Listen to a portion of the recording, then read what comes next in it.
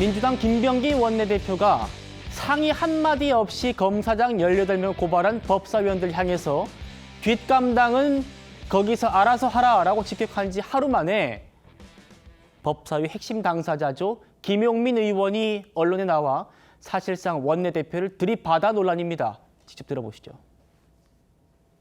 지금은 타이밍상 대통령께서 해외 순방 중이잖아요. 그런 타이밍에 이렇게 사전 조율 없이 이렇게 한 거에 대한 아쉬움을 이제 김병기 원대가 얘기한 것이고, 김병기 원대도 검사들의 집단 항명에 대해서 잘못됐다는 그 인식은 같이 하는데, 다만 지금 타이밍상 좀 조율이 좀 필요했으면 어땠느냐라는 그런 아쉬움이 좀 있는 것이죠. 원내와도 소통할 때 이 문제를 우리가 법사위는 고발 예정이다라는 걸 얘기를 했어요. 그런데 이제 원내가 너무 많은 사안을 다루다 보니까 이것을 진지하게 듣거나 기억하지 못하셨을 가능성은 있다고 봅니다. 소통이 아예 없진 않고 여기에 대한 말씀은 드리긴 드렸습니다. 근데 의원님, 김병기 원내대표 화난 것 같던데요. 뒷감당은 법사위가 알아서 하라고. 저희가 원내와 더 잘 소통하고 앞으로 더 상의를 더 많이 하겠다라는 결론적인 말씀을 드리겠습니다. 뒷감당은 잘할 수는 있으신 거죠? 뒷감당 잘할 수 있죠. 걱정 안 하셔도 됩니다. 그 부분은. 성진 부장님.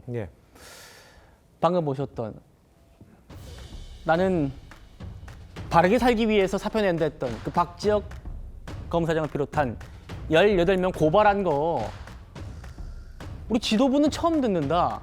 뒷감당은 거기 법사위에서 하라라고 하니까 김용민 간사가 하루 만에 나와가지고 한 얘기가, 아니 우리 했는데 의돈 원내대표가 진지하게 안 들었겠죠. 그리고 뒷감당 잘할 수 있어요. 걱정 마세요.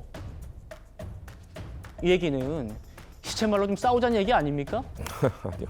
일단 뭐 말투는 매우 그렇게 들이받는 표현이라고 하긴 좀 부적절한 것 같고요.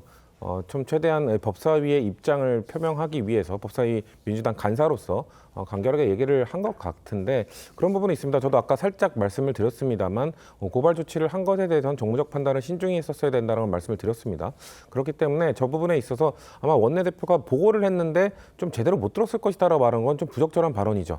진지하게 안 들었다잖아요. 그러니까 원내대표가 그걸 몰랐을 리 없고요. 그리고 이 사안은 단순히 원내 지도부뿐만 아니라 당 전체, 뭐 정청래 대표라든지 아니면 저는 이 정부와도 소통을 했었어야 되는 건 아니냐. 왜냐하면 정부에서 계속 이야기를 했던 것이, 물론 이거 정당의 일과 행정부의 일은 따로 있습니다만 정무적인 부분은 충분히 소통을 해야 되는 부분이 있거든요. 왜냐하면 이재명 대통령이 순방을 갈 때마다 뭔가 좀 강경한 드라이브를 걸면서 이재명 대통령의 뭔가 순방 효과가 묻히는 것 아니냐는 비판이 계속 있어 왔습니다. 그렇기 때문에 그런 부분 때문에 좀 순방 중에는 좀 강경 드라이브나 이런 것들은 좀 로우키로 온건하게 가자라는 내부 목소리가 분명 있었고, 그걸 당에서도 분명히 받아들였단 말이죠. 근데 그럼에도 불구하고 이번에 또 대통령이 APEC 끝내고 나가자마자 이로 또 강경 드라이브를 걸어버리면 또다시 대통령실에서는 아니 우리가 분명 좀 당부를 하고 얘기를 했습니다. 물론 지금 민주당의 당정 관계는 아주 수평적으로 이루어져 있기 때문에 강요할 수는 없습니다. 그렇기 때문에 그런 거에 대해서는 대통령실에 불만이 또 있을 수밖에 없는 상황이라는 말씀을 드리고,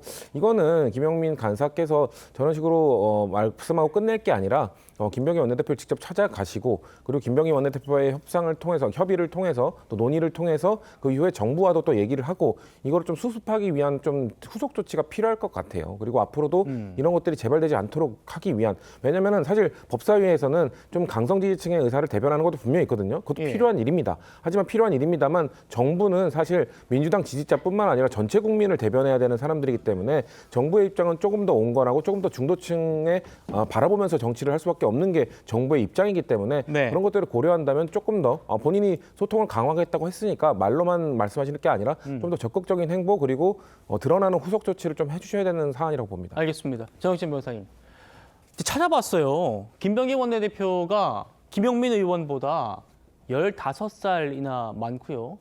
선수도 3선이고 재선이에요. 그런데 나는 이 얘기 처음 듣는다. 검사장 18명 고발하는 거 하니까 진지하게 안 들으셨겠죠 라고 하고, 뒷감당 어떻게 할 거냐 그러니까 잘할 수 있어요. 걱정하지 마세요.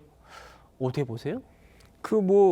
민주당은 위아래가 없는 거 아니겠습니까? 그러니까 언론사 같은 데에서 예컨대 기자가 차장이나 부장한테 뭐 이렇게 지시를 갖다 받거나 제대로 그 이야기를 했는데 뭐 부장이 제대로 안 들었겠죠. 뭐 이렇게 이야기한 것과 뭐가 다르겠습니까? 그런 언론사가 제대로 된 언론사라고 할 수가 있겠는가? 그다음에 제가 봤을 때 더 중요한 거는요. 뭐 대한민국 사회에서 나이도 중요하죠. 국회에서 선수도 중요하다면서요. 예. 하지만 더 중요한 거는 대표잖아요. 대표, 원내대표죠. 대표는 대표 아니겠습니까?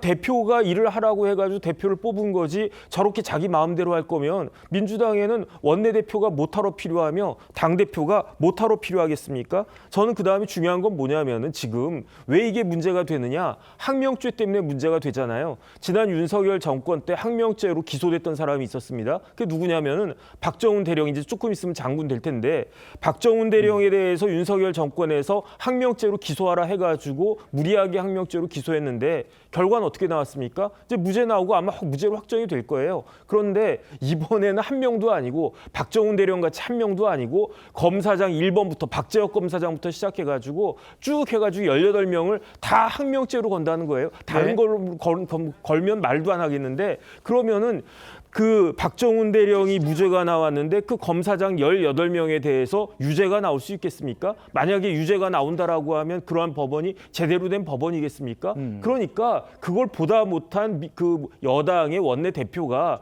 책임은 니네가 져라 이렇게 이야기한 거 아니겠습니까? 네. 내가 법조인 아니지만 법사위원들은 김용미부터 해가지고 다 변호사들이고 뭐 다 판검사 출신들이지만 그렇죠. 법을 제대로 모르는 나도 그 항명죄가 안 될 거라고 생각을 하는데 어떻게 이걸 갖다 항명죄로 걸었느냐? 거기에 대해 책임져라 그렇게 이야기하니까 그러니까 김용민 그 의원을 비롯한 법사위 의원들의 태도가 저게 무엇인가? 저는 제가 봤을 때는요. 이제 좀 있으면 다 그것에 대한 결과가 부메랑으로 민주당에 돌아올 것이다. 그것을 이미 김병기 원내대표가 벌써부터 걱정하고 있는 것이 아닌가 그 생각 듭니다. 예, 이렇게 당 안팎에서 논란이 커지니까 김영민 의원이 조금 전에 한 발 물러서는 입장을 냈습니다. 자, 보이십니까? 자, 소통에 아쉬움이 있었다는 부분은 앞으로 개선하겠습니다. 다시 이제 제목으로 올렸습니다. 소통하겠다고요. 충분한 소통이 이루어지지 않았다고 느끼는 부분이 있어서 좀 더 세심하게 하겠다라면서 그 위에는 이런 말도 있습니다. 언론에서 갈등을 보도하고 있는 것 같은데 글쎄요. 본인이 이때 얘기한 부분이 있어서 그 얘기를 또 시청자 여러분들도 판단해 주실 거로 생각합니다.